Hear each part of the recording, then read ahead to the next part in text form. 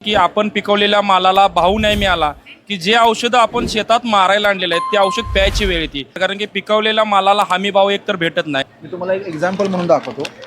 हा शेवगा आहे आणि पूर्णपणे सुकवलेला आहे. जसे ड्रायफ्रुट्स असतात आपण जसे सुकवून ते मार्केटला घेऊन येतो तशा पद्धतीचं आहे. जरा याचं सांगा. ॲक्च्युली मला बी 9 एकर शेती आहे आणि माझी बी हे सेम कंडिशन झालेली आहे, कारण की मी पिकवत असताना माझ्या मालाला सुद्धा हमी भाव भेटत नाही. त्याच्यामुळं मी याच्यावरती सर्च करत राहिलो की बाबा आपल्याला काहीतरी वेगळं केलं पाहिजे, कारण की एकतर प्रेक्षको नमस्कार. द हायवेच्या माध्यमातून आम्ही नियमित वेगवेगळ्या स्टोरी तुमच्यासमोर घेऊन येत असतो. एका बाजूला बघा, दर जेव्हा कमी होतो तेव्हा अनेक शेतकऱ्याचा भाजीपाला असा असतो की त्याला रस्त्यावरती टाकून द्यावं लागतं, आणि दुसऱ्या बाजूला असा एक युवक डोक्यात काहीतरी कल्पना घेऊन उभा राहतो की तो वेस्ट जाण्यापेक्षा आपण त्याला वाळवूया, सुकवूया, ड्राय करूया आणि त्याच्यापासून आपला व्यवसायही होईल आणि लोकांना योग्य भावात देता येईल. हा सगळा कमर्शियल विचार करून महिलांच्या दृष्टिकोनातून त्यांनी रोजगारसुद्धा निर्मिती केली. हे सगळं नेमकं काय आहे, त्यांनी कसं हे सगळं ताळमेळ बसवला आहे व्यवसायाचा, आपण जाणून घेऊया पुढच्या 1-2 मिनिटांमध्ये. व्हिडिओ शेवटपर्यंत पहा. सर नमस्कार. हां नमस्ते. मला नाव सांगा. माझं नाव दत्तात्रय रामचंद्र शेटे. मला एक पहिला प्रश्न आहे. आपली मुलाखत पूर्व जेव्हा आपली चर्चा झाली त्यात तुम्ही असं म्हणाला की शेतकऱ्याला एकेकाळीसाठी औषध आणावं लागलं तर त्याला एकेकाळी प्यावं लागतं. तर सांगा.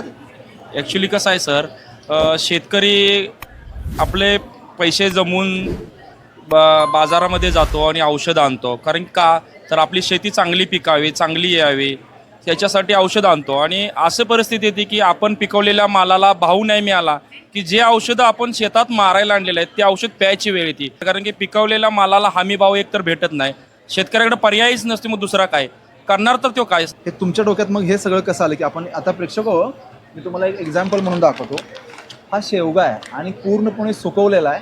जसे ड्रायफ्रुट्स असतात आपण जसे सुकवून ते मार्केटला घेऊन येतो तशा पद्धतीचं आहे. जरा याचं सांगा. ॲक्च्युली मला बी 9 एकर शेती आहे आणि माझी बी हे सेम कंडिशन झालेली आहे, कारण की मी पिकवत असताना माझ्या मालाला सुद्धा हमी भाव भेटत नाही. त्याच्यामुळं मी याच्यावरती सर्च करत राहिलो की बाबा आपल्याला काहीतरी वेगळं केलं पाहिजे, कारण की बाजारामध्ये ह्याला हमी भाव भेटत नाही. आपणच याला वेगळं काहीतरी केलं पाहिजे. मी गुगलवर सर्च केलं, यूट्यूबवर सर्च केलं आणि वेगळं काहीतरी आपल्याला केलंच पाहिजे, याच्यासोबत आपल्याला पर्याय नाही. मग याच्यावर सर्च केलं असताना आम्हाला इको कंपनीचं डिहायड्रेशन वगैरे असं भेटलं. बऱ्याच कंपनीचे आम्ही बघितले, डिहायड्रेशनचे प्लॅन्ट वगैरे बघितले, पण आम्हाला एक बेस्ट डिहायड्रेशनचा प्लॅन्ट बघायला मिळाल्यानंतर आमच्या डोक्यात आलं की आपण सेम हे करू शकतोय.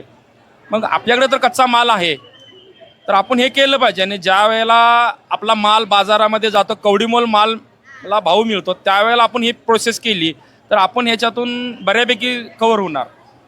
तुम्ही मुलाखतपूर्व दुसरी गोष्ट सांगितली होती की शेतकऱ्याला भाव न मिळण्यामध्ये रस्त्यावरती अक्षरशः टाकायची वेळ होती. तुम्ही अगदी गाजर, टोमॅटो, बीट, शेवगा, बरंच काय प्रेक्षको यांच्याकडे केळीसुद्धा त्यांनी ड्राय करून पिकवलेली आहे.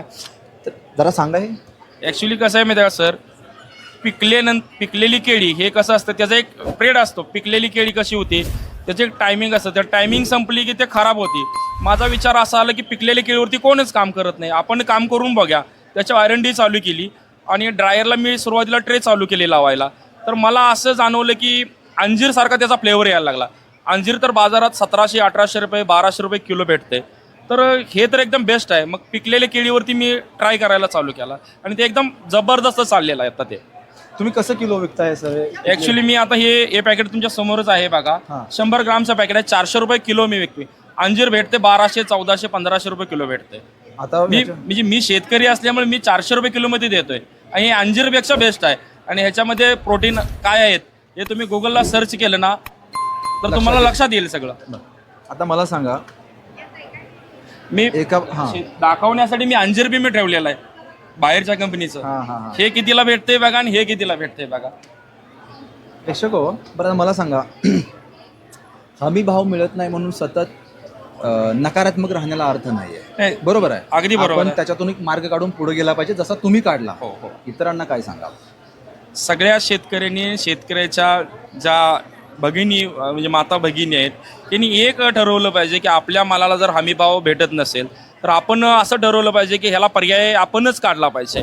आणि सरकाराकडं न रडत बसता आपण आपल्या मालावरती योग्य प्रोसेस करून आपण स्वतः त्याची विक्री व्यवस्था केली पाहिजे. जसे आता काही महिलांना उमेदमधून आता संधी मिळालेली आहे, असेच प्लॅटफॉर्म बघून किंवा स्वतः आपण आपला शॉप एखादा टाकून आपले जे प्रोडक्ट ड्राय केलेत ॲक्च्युली ड्राय प्रोडक्ट केल्यानंतर कसं होतं त्याची लाईफ सेल वाढली जाते, वर्ष 1.5 वर्ष काही प्रॉब्लेम नाही. फ्लेक्समध्ये ठेवलं आणि पावडर स्वरूपात ठेवलं तर साधारणतः 1 वर्ष राहू शकतं. ज्या वेळेला आपल्याला पावडरची ऑर्डर आहे त्यावेळेला आपण ते फ्लेक्स, आता उदाहरणार्थ आता ही केळी आहे बघा, मी ॲक्च्युली जवळजवळ 40 टन मी केळी ड्राय केली. आत्ताच्या मागच्या जे गारपीट झाली त्यावेळेला केळीचा भाव साधारणतः 3 रुपये 4 रुपये 5 रुपये होता. माझा एक उद्देश असा आहे की शेतकरीचे जर केळी जर व्यापारी 2 रुपयाने 3 रुपयाने घेत असेल तर मी बी स्वतः काय केलं आहे, मी 5 रुपयाने केळी खरेदी करतो. म्हणजे व्यापाऱ्यापेक्षा मी 2-3 रुपये वाढवून देतो शेतकऱ्यांना, कारण की मी स्वतः शेतकरी आहे. त्याच्यामुळं माझा एक डोक्यात आहे की आपल्या शेतकऱ्याला बी भाव मिळाला पाहिजे आणि माझं बी चाललं पाहिजे. प्रेक्षक हो, एक लक्षात घ्या, आसपास खूप नकारात्मकता आहे आणि माणूस नकारात्मकतेकडे पटकन ओढला जातो सकारात्मकतेच्या तुलनेमध्ये. पण असे काही जे युवक असतात, होतकरू, जिज्ञासू, क्रिएटिव्हिटी, आणि या जगात क्रिएटिव्हिटीलाच व्हॅल्यू आहे प्रेक्षको. हे सगळं लक्षात घेऊन शेतकऱ्याच्या मालाला भाव तर दिलात, स्वतःचा व्यवसाय उभा केला. दुसरी महत्त्वाची गोष्ट आहे ते टिकतं जास्त वेळ. आता टोमॅटो शेतातनं काढल्यानंतर किती दिवस राहणार आहे? फार प्रेक्षको 10-12 दिवस तरी राहील विदाउट स्टोरेज म्हटलं तर, आहे ना. तर त्याच्यापेक्षा जास्त चांगलं टिकते. हे तरुण शेतकरी मुलामुलींनी हे लक्षात घेतलं पाहिजे. शेतीतलं नाविन्यपूर्ण जितका तुम्ही प्रयोग कराल तितकं तुम्हाला शेती पुढे घेऊन जाते. आणि शेती म्हणजे काय, स्वतःला आर्थिकदृष्ट्या सक्षम होण्याबरोबर भूमातेची सेवा करण्याची संधी म्हणजे हा शेती व्यवसाय आहे. तुम्ही वेळ दिला, तुम्ही या सगळ्या संदर्भात सविस्तर बोलला. अधिक माहिती तर तुम्हाला डिस्क्रिप्शनमध्ये मिळेलच. तुर्तास मनपूर्वक धन्यवाद. अशाच महत्त्वपूर्ण माहिती आणि ज्ञानासाठी द हायवेला सबस्क्राईब करा. हा व्हिडिओ जर तुम्ही इंस्टाग्राम आणि फेसबुकला पाहत असाल तर दोन्ही पेजला फॉलो करा. तुर्तास मनपूर्वक धन्यवाद.